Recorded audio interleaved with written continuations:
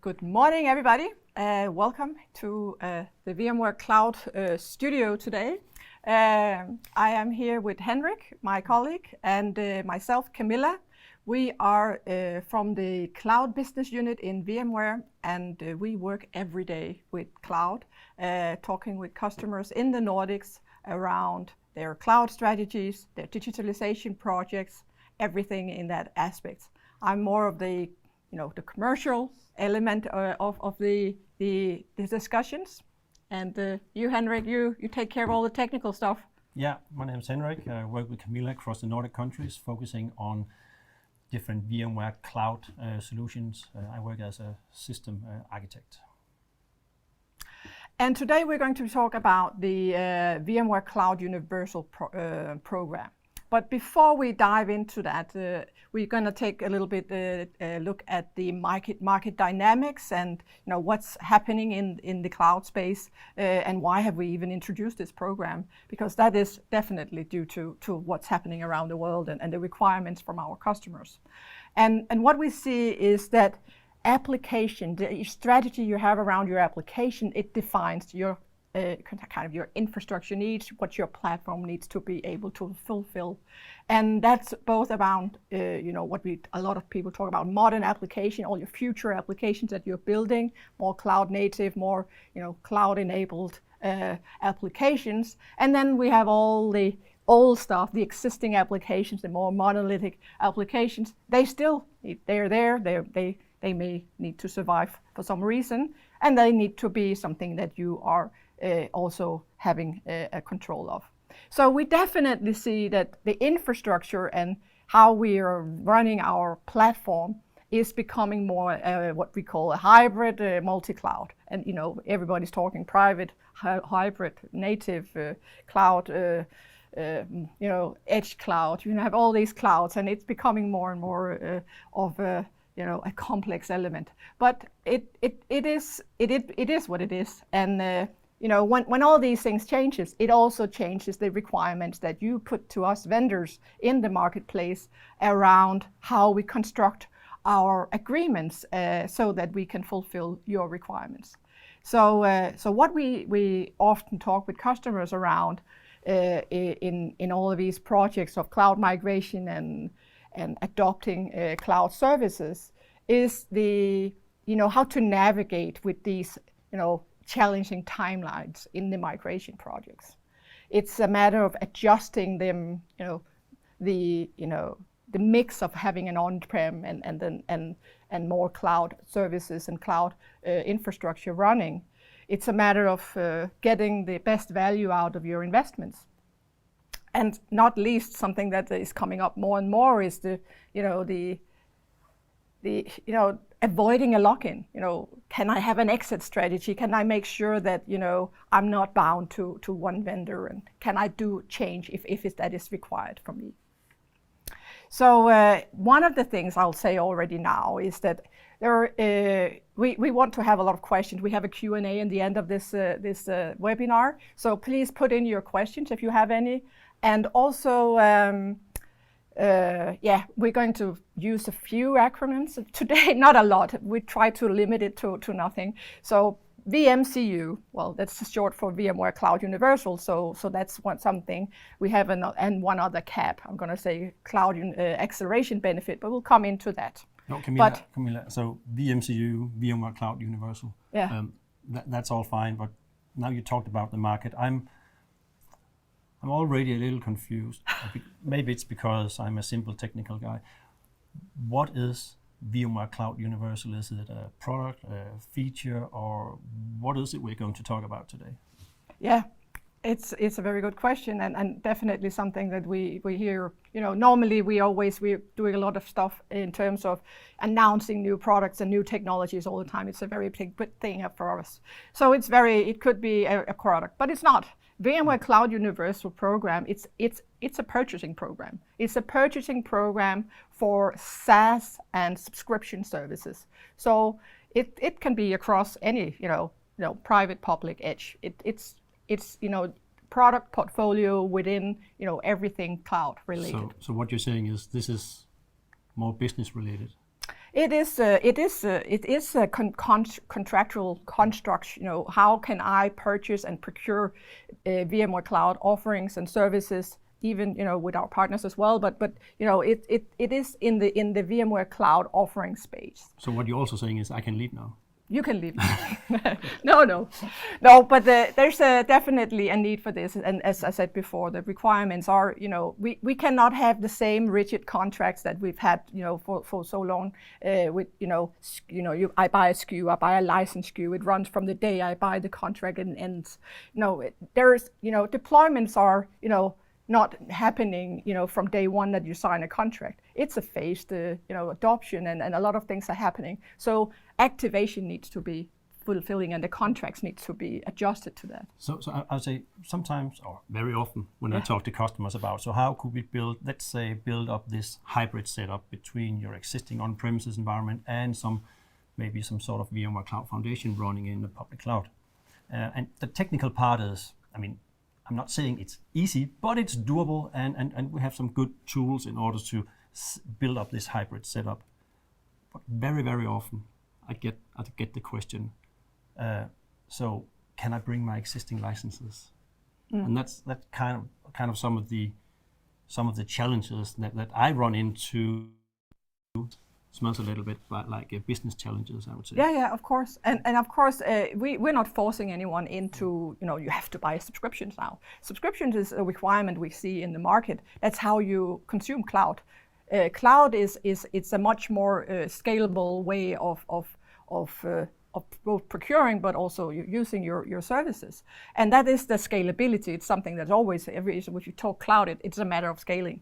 And we have services that you can even procure even down to an hourly rate as an on-demand service. And then there are other products where it doesn't make any sense to have an on-demand kind of offering, but it can still go down to a 1 year subscription rather than maybe I don't know I need it for a longer term. But what we see also is that the scalability is required. Then you said before, all the licenses you already have, they represent a value. And we know that there are customers saying, okay, I need to change everything. I need to decommission some of my licenses. I even have maybe shelfware. Ooh, we don't like that, right? Or unused licenses I don't need anymore. But you invested them in at some point. They represent a value. We can look into that and say, okay, what's the value of these licenses if you want to go into a new direction, do some trading or conversion of these licenses.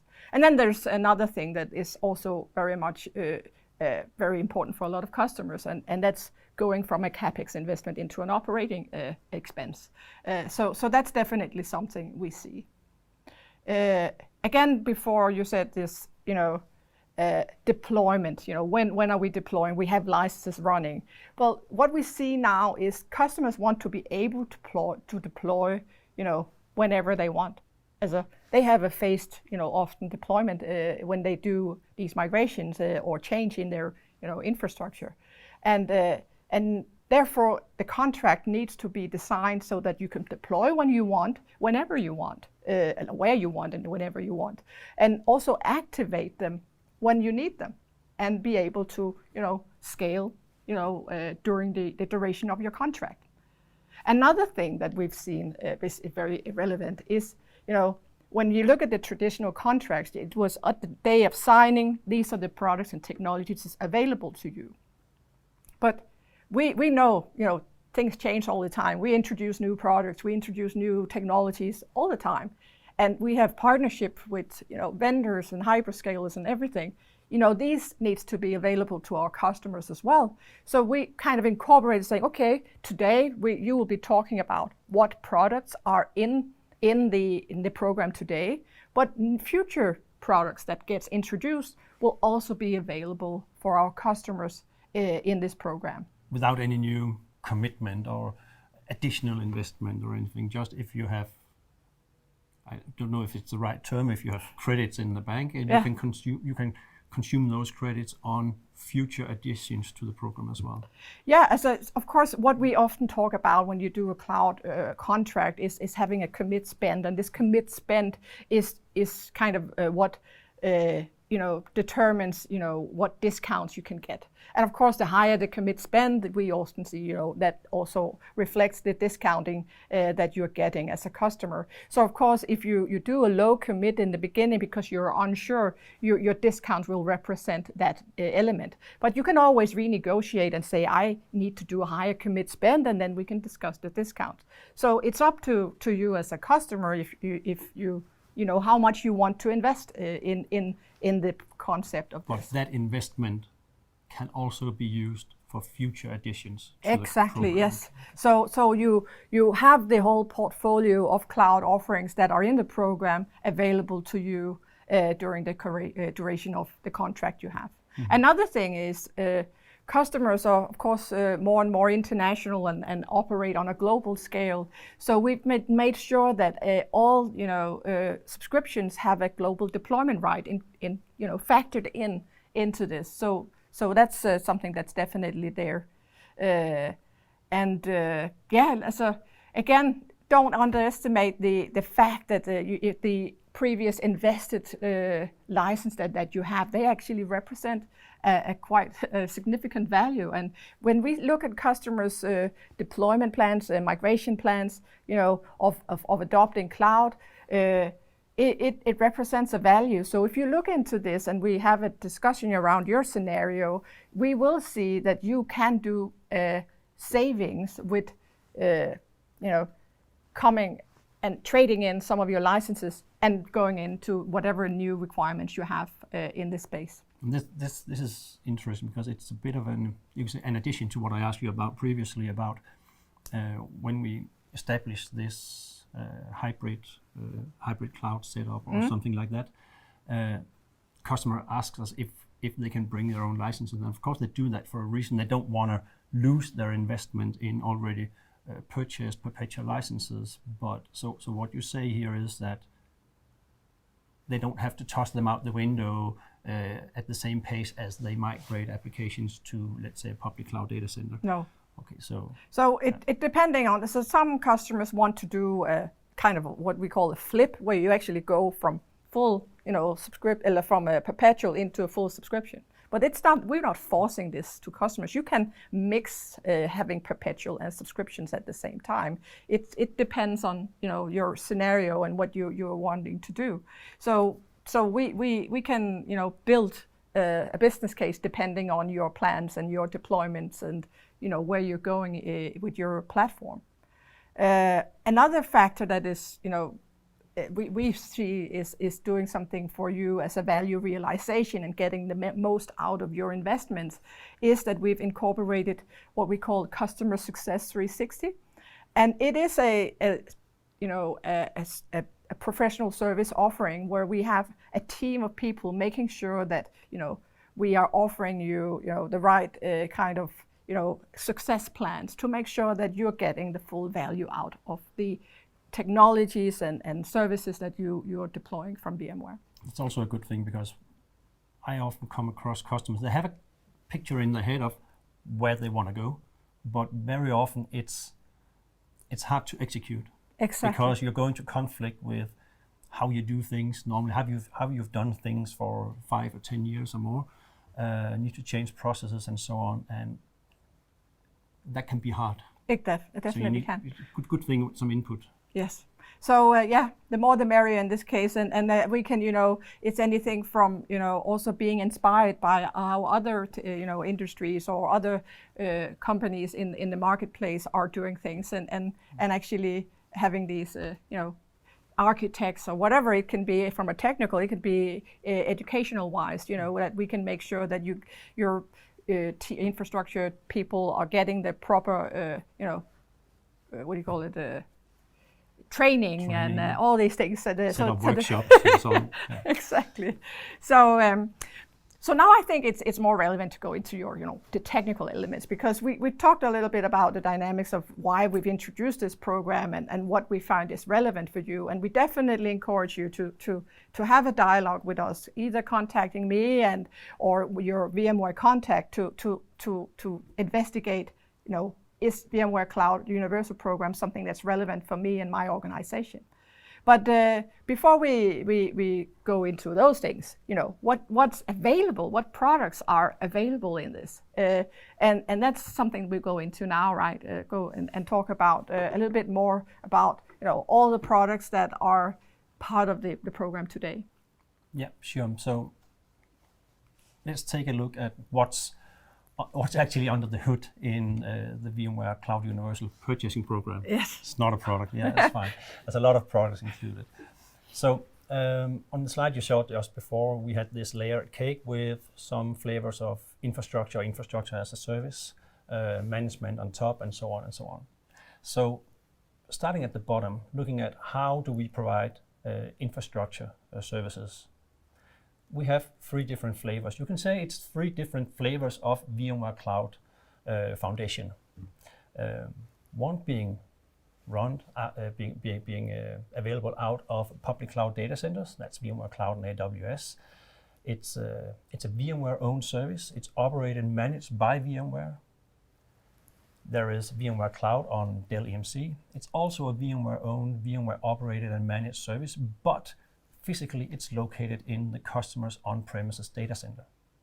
Then there is the third option, which is VMware Cloud Foundation subscription. It's more or less like traditional VMware Cloud Foundation running in the customer's own data center on the customer's own infrastructure.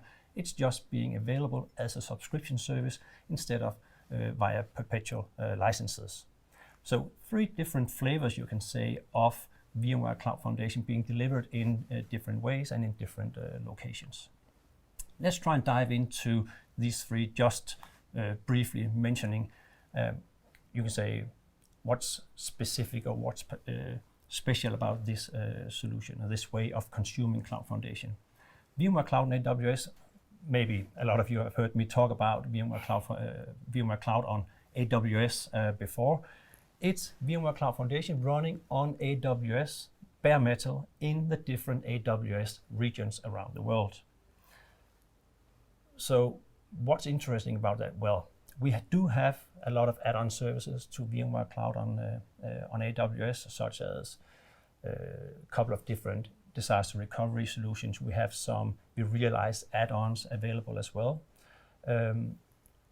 If you look at the architecture side of things, one interesting thing is the close proximity to native AWS services.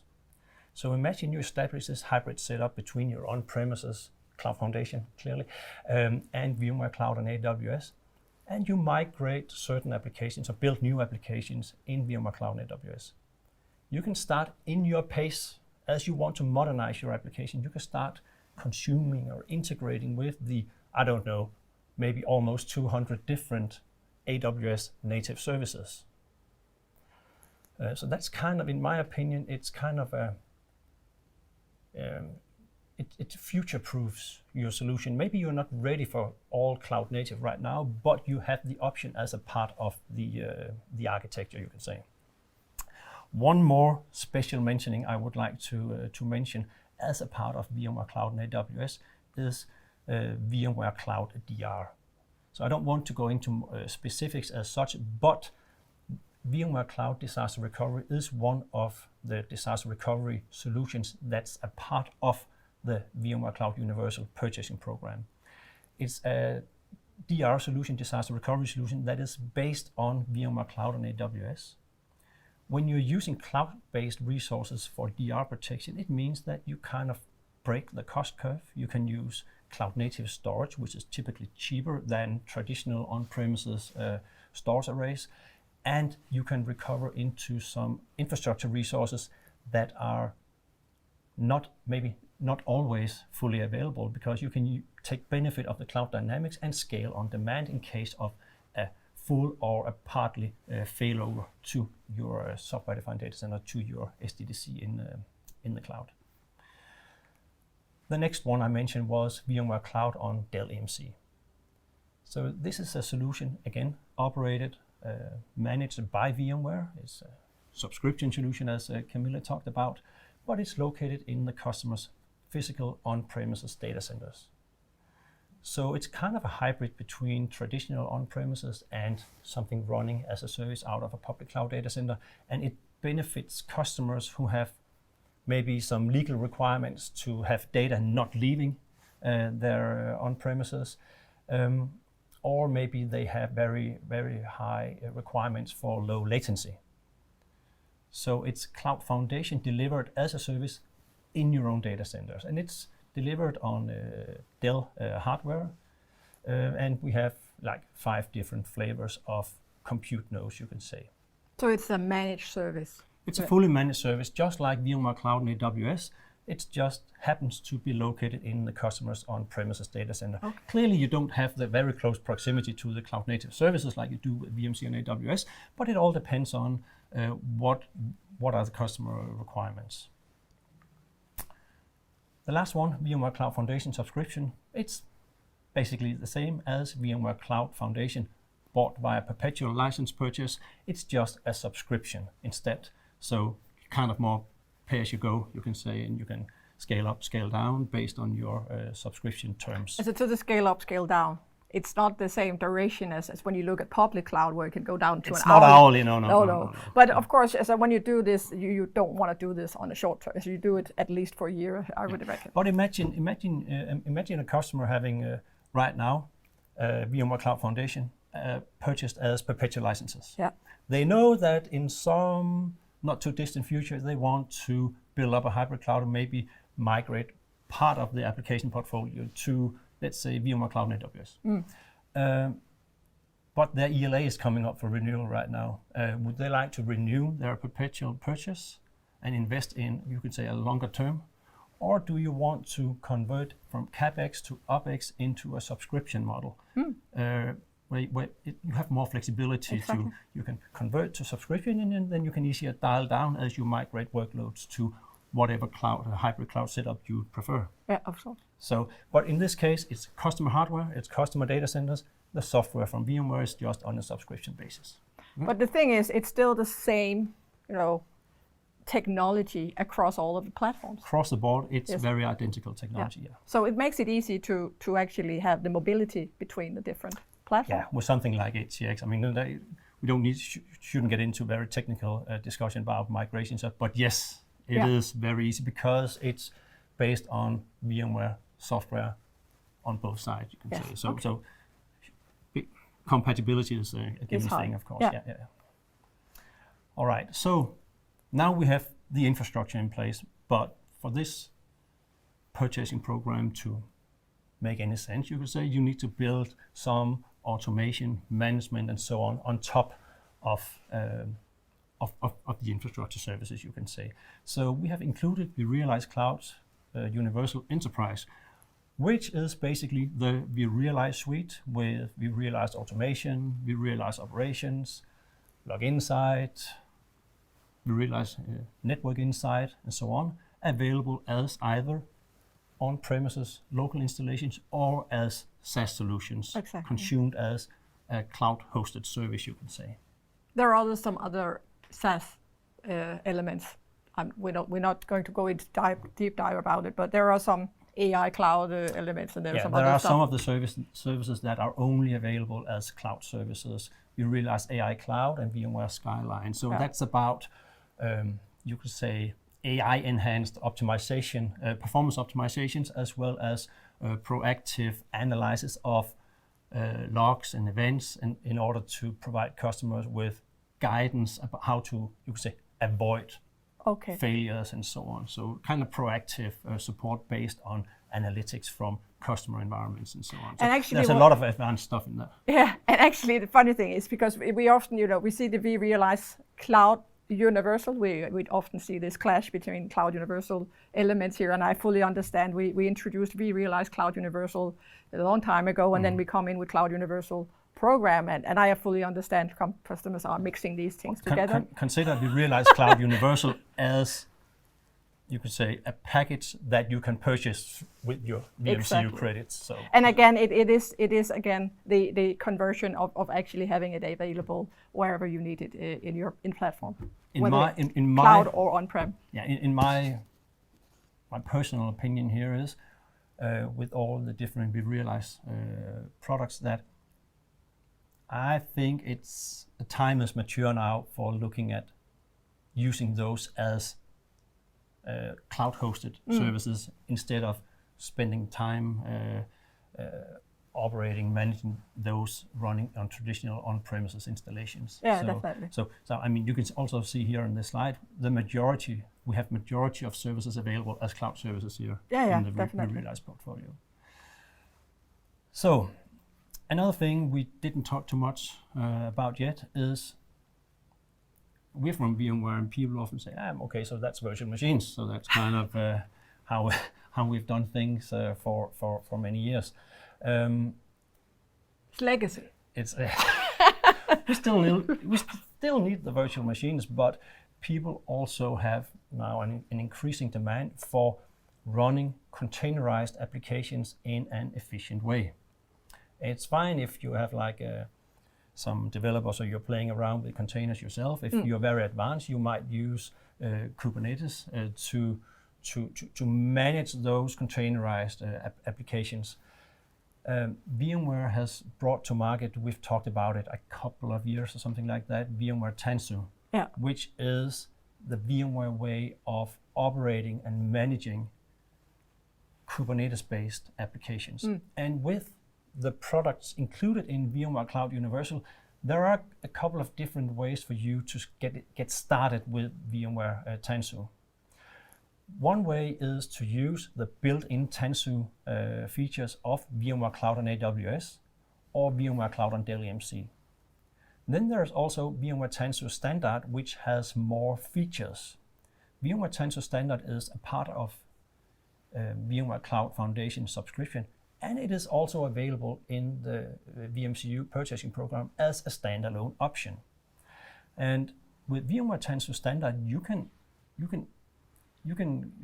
sign up for a subscription for VMware Tanzu Standard and deploy Kubernetes-based applications on, of course, your own vSphere-based infrastructure, but also on public clouds like Azure or AWS and what have you.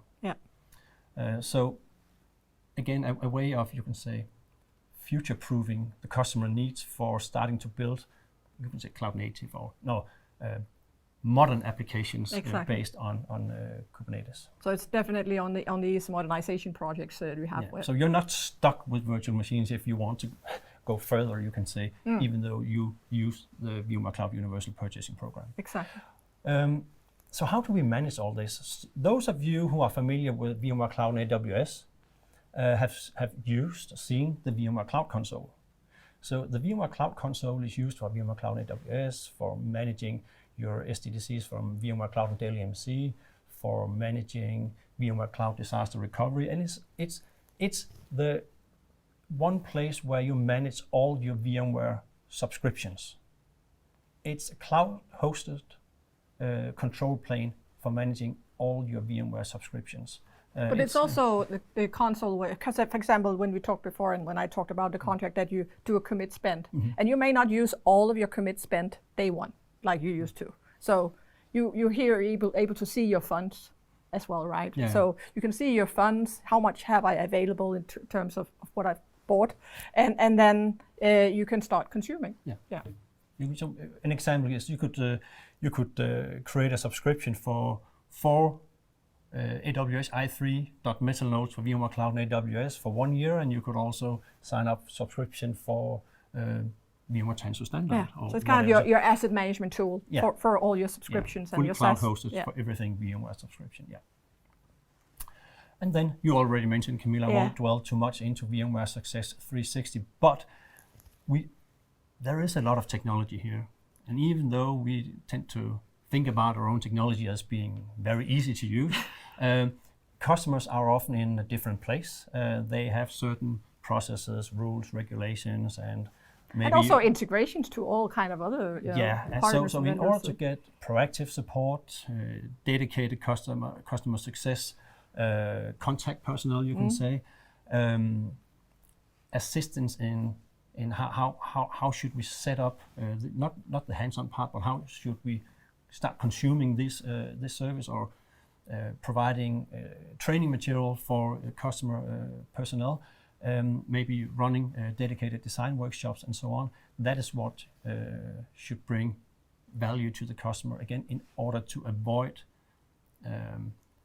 losing money. Exactly. So to say. So it's getting a better value realization out of your investment. It's not professional services as consultants as such. There are a lot of consultants available for some of the design workshops and stuff. But it's not if you need this a specific project where you need consultancy, that's of course something different. But the customer success 360 team is dedicated to you to make sure that you have a high customer satisfaction and get most value out of your investment. So the key use cases for VMware Cloud Universal, it's pretty much the same as if you talk like VMware Cloud AWS as standalone. It's building up a hybrid cloud setup for future usage, you can say. If you have customers that want to retire some of their existing, maybe secondary data centers, to do cloud migrations into maybe a public cloud version of VMware Cloud Foundation. But when you and I talk to customers, it's often the most predominant use case is cloud extensions. Customer wanting to attach, it could be VMware Cloud AWS, to their existing on-premises vSphere environment in order to get this, you could say, flexible attachment to be able to dial up and down resources more rapidly than what they would be able to do on premises. Yeah, and I think one of the things that we often see is it could be quite easy to just adopt some kind of public cloud service, no matter what it is. But it's sometimes the operating element that becomes having not everything differently. So it should be seen as one platform. And the last one on the slide there, and that's actually in what you talked about. It's also a way of converting your existing way of consuming VMware licenses from CapEx to OpEx. Exactly. Yeah. So if that's kind of the VMware Cloud Foundation subscription route, that was the third kind of infrastructure delivery I talked about, conversion to OpEx. If that's interesting. Yeah, and just to wrap everything up, now we've looked into what technologies are in the program, but we've also looked at what are some of the elements that you can do when you have a VMware Cloud Universal agreement, and just to sum it up, it is a lot about choice and flexibility. We want you to be able to have access to all the different offerings that we are introducing into this program, and that you can deploy them whenever you want and where you want. And it's also a matter of convertibility. We were talking before, the fact that you want to upgrade or change some of your existing investments into subscriptions, or even to other subscriptions, or change it and adapt on your journey to where you're going. And this is both in terms of changing to new technology. It can be, for example, if you already now have something on-prem and you will be moving it to a cloud, public cloud, then there is a conversion element here that's possible. And then there is the perpetual conversion as well. And then there is the Success 360. We mentioned it before, but it's really important. I think this is something that's so important that that we underestimate it sometimes. But we always know that we sometimes assume our customers know everything about our technologies and getting full value out of it. But the reality is that there are so many things coming all the time, new upgrades, new things, and we want to make sure that you actually get the full value out of that. And then the VMware Cloud Console, which will give you that single pane of glass. We always say that a lot, but to all your multi-cloud deployments, both, yeah.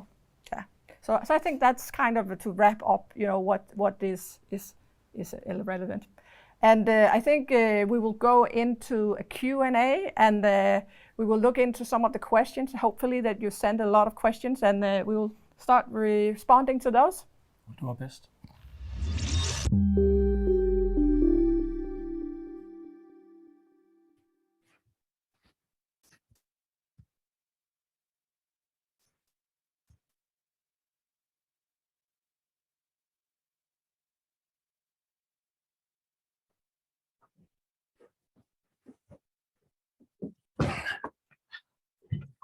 Yeah, so now we've got into some more comfortable seats here. Yeah, it's nice to sit down a little bit again. So Camilla, I have a question here. Yeah. Let's start with this one. So Henrik asks us, do you have VMware managed public cloud offerings on other providers than Amazon now, such as Microsoft, Google, etc.? So maybe I can start out and you can follow up on that. So VMware's public cloud offering as of right now is VMware Cloud on AWS. However, as you hint yourself, Henrik, we are working with both Microsoft and Google, and they are using kind of the same software stack with more or less the same feature sets, but it's managed by Google and Microsoft respectively. But software stack compatibility-wise, using HCX for migrations and so on, that's kind of the same, you can say. I don't know if you have anything to add here, Camilla. Yeah, because the thing is for VMware, as our strategy is as this multi-cloud and cross-cloud, and having the option to have your workloads in the different clouds that you want to be in. And that's also, it's very important for us to give customers this flexibility to actually be able to move your workloads where you want to have them. And of course, in this program, it's also important for us to make sure that those different cloud offerings become available. As it is right now in the program, as we also mentioned, what was in the program, is VMC on AWS the only solution there's there now. But of course, we do have roadmap, and we are working on actually getting agreements with the different hyperscalers to make sure that all our different offerings become available in the program. So it's just a matter of time. All right. Thank you. So one here, that's definitely for you, Camilla. Okay. Yeah. So can you mix subscription terms for the same or different services? I'm thinking like, can I have some, let's say, VMC and Dell EMC or VMware Cloud and AWS hosts on some on 1 year, maybe some on demand, and how does that work? Yeah, so as we mentioned earlier, is that we have this cloud console. And in there, you can have all your different offerings, whether it's public cloud offerings or private cloud offerings or subscriptions for different SaaS offerings. So yes, you can have different terms. Some terms can be 1 year, some can be 3 years, some can be even on demand if the service is available on demand. And you can even mix like having a full package of the VCF subscription for on-prem. And then if you have a cloud offering and you want to add VRA on top, or operations, you can buy those things as standalone. So yes, you can definitely mix and match both the duration of the term length, but also which offerings you're choosing, and some of them are available as standalone, like Tanzu standard is available as a standalone. So yeah. So here's one maybe for me, I guess. So a little bit technical. So how do I upgrade ESXi hosts and vCenter in definitely for you. in the VMware Cloud offering? So in this case, when we're talking under the VMware Cloud brand, it's VMC and AWS. Yeah. And it's VMware Cloud and Dell EMC as well. So those are fully managed services. So a part of your subscription is that you pay VMware, you can say, for maintaining your infrastructure as a service platform. So VMware patches the host, VMware upgrades vCenter, and so on, and you consume the resources. It's the same with, as far as I know, it's the same with Microsoft and Google, but some of our other partners that are using VMware Cloud Foundation for providing infrastructure services might do it differently, where it's more like a hosting solution. But in this case, VMware is managing and maintaining the environment. But when you look at the cloud management portfolio, you can choose to have some of it installed on-prem. Yeah, this was about ESXi and vCenter and so on. But yes, if you choose to use, for instance, vRealize automation, if you choose to run that on premises in the, you could say, more traditional way, you maintain that platform yourself. If you choose to buy it as a cloud-hosted service, a software as a service solution, of course, it is being managed by us, you can say. And I reckon actually that the VRA is probably something you prefer actually having as a SaaS solution. It could be a very good option. Time assuming. This one is definitely for you, Camilla. Oh, yes. So did I understand correctly that VMware will buy back my old licenses? Yes, we can buy back licenses. We have this program, which we mentioned earlier, the CAP program, which is called the Cloud Acceleration Benefit Program. And in there, we are able to buy back licenses that you have already acquired and give you what we call a fair market value of those licenses. And of course, it's not all licenses. First of all, they have to have an active SNS before we can trade them in. And secondly, it's mainly, as you can see, all the SDDC kind of licenses that we're looking into, everything in the data center. As it is right now, we cannot take in, for example, EUC licenses. Those are not part of the program, but we can, and I don't know if it changes, but right now it's all vSphere, vRealize licenses, all NSX, vSAN licenses. So the short marketing answer is yes, but yes. There are a few limits around. Yeah, but let's look at your installed base. If there's something you want to, you're not using anymore, you want to trade in for going into subscription, we can look into your options and what your values are for those licenses. So, okay, I'll take the next one then. Okay. Must I have NSX on-prem in order to use VMC and AWS? So that's a typical one. Yeah, we get that question a lot. I would say most often it's in reality related to HCX, so our migration tool, so to say. And the short answer is no, you don't have to have NSX installed on premises in order to extend networks into VMC and AWS and what have you. You can do some stuff about migrating tags and so on if you have NSX on premises, but you don't. It's not a requirement. And that goes for the Google or the Microsoft or the Oracle solution as well. In order to use HCX, you can do that with standard or a traditional distributed switch in vCenter. Yeah, definitely. All right. Yeah, maybe I can skip one. So we have one more for you then. Do I have to use all the products in the programs? Do I have to install everything when I purchase something through VMware Cloud Universal? No, we're going to probably what we will see is more and more products will come into the program, and of course we don't force everyone to use everything.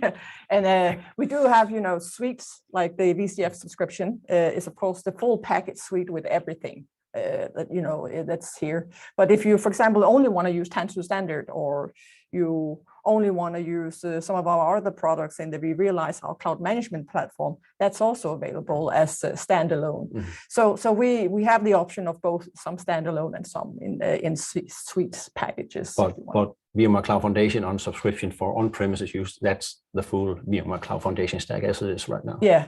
But the thing is, for example, if you suddenly have some stuff in VMC and AWS, you already have the some of it there, right? So you probably need, okay, if I want to add operations to that, then you would buy that as a standalone. Yeah. Okay. So this one's for me. That's a good one. You mentioned some DR features. Can you tell a bit more about the cloud-based one? Oh, you would love to tell about that. I know. Send me an email, please. No, VMware Cloud DR. I mentioned it briefly in the presentation. In short, it is imagine if you have something like vSphere replication, replicating virtual machine snapshots to AWS S3. Then you have backup, you could say, or a DR copy of your virtual machines. You can specify the retention time, of course, and so on. Then in case of a DR, the orchestration is in that solution, of course, as well, like from SRM maybe, to recover your virtual machines into VMware Cloud and AWS. And the beautiful thing is, because it takes 1.5 hours to spin up an SDDC with VMware Cloud and AWS, so it's not an absolutely requirement that you have physical infrastructure in place at all times. Of course, if you must spin up an SDDC before failing over your VMs, it adds some hours. Traditionally we say a bit conservatively maybe, but we say 4 hours in addition to your recovery time. But So it's a price price RTO evaluation. If you want to have recovery resources available at all times and pay for those, or you just want the copies out there, deploy an SDDC and then recover. So it's a bit different than, for instance, if you use the more classical site recovery manager, which requires the target storage to be in place at all times. Okay. I'm going to stop you now because we got another one incoming here, which says here, what is the minimum requirement to look into the VMCU program, and will ELA be a requirement? In order to do a VMware Cloud Universal agreement, it is a requirement to have an ELA. So you can either have an active ELA, or we can do an ELA in conjunction with doing a VMCU agreement. And in order to do a VMCU agreement, it's the same terms that apply when you do an ELA. So, but if you already have an active ELA, the VMCU can actually be almost as low as you would like. But of course, the higher commit spend you have in your VMCU agreement, the better discounts you will see during the duration of when every time you're buying new stuff in the cloud console. So of course, that's, again, the typical way of cloud. The spending is kind of getting the predicament into your discounts.